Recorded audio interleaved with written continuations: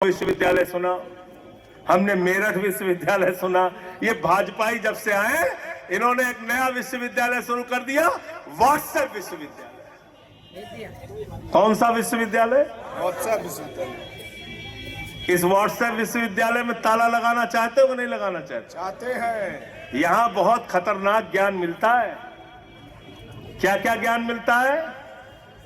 मोदी जी गए बिहार में, पटना में, कहने लगे सिकंदर जब बिहार में आया था बिहारियों ने मार के भगाया था। बिहारियों ने कहा भैया सिकंदर कभी बिहार में नहीं आया।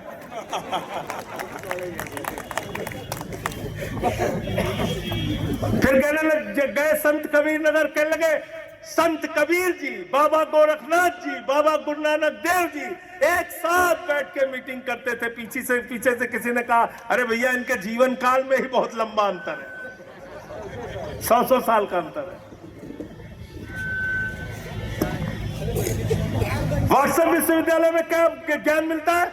नाली के गैस से आप लोग चाय बना लीजिए, मौसम खराब है तो रडार में नहीं आएगा। तो ये आपके बच्चों के दिमाग में भूसा भर रहे हैं, भूसा। अगर हिंदुस्तान को आगे लेके जाना चाहते हो, उत्तर प्रदेश को आगे लेके जाना चाहते हो, तो मेरे भाइयों जाग जाओ, अपनी जिंदगी के मुद्दे से बात करो, अपनी जिंदगी के जुड़े हुए मुद्दों पे बात करो।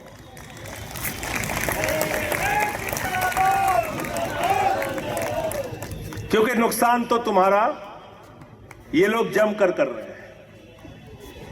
अच्छा, देश में महंगाई बढ़ती है तो उसका सबसे ज्यादा नुकसान किसको है भाई? हिंदुओं को।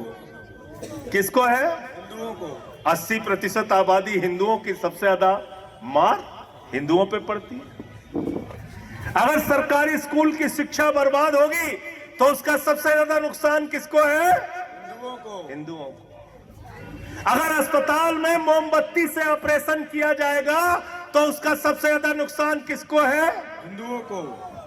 अगर रुपया लगातार गिर रहा है, व्यापार चौपट हो रहा है, अर्थव्यवस्था गिर रही है, तो उसका सबसे ज्यादा नुकसान किसको है? हिंदुओं को। लेकिन एक चीज में तो खुश किए है ना कि अब्दुल को ठीक कर रहे हैं, बेटा तुम बर्बाद होते रहो। अब्दुल को ठीक कर रहे हैं, बेटा तुम। और कितने बहादुर है हमारे प्रधानमंत्री। अरविंद केजरीवाल को जेल भेजना है, गामा पहलवान। मनीष सिसोदिया, सत्येंद्र जैन को जेल भेजना है, दारा सिंह पहलवान।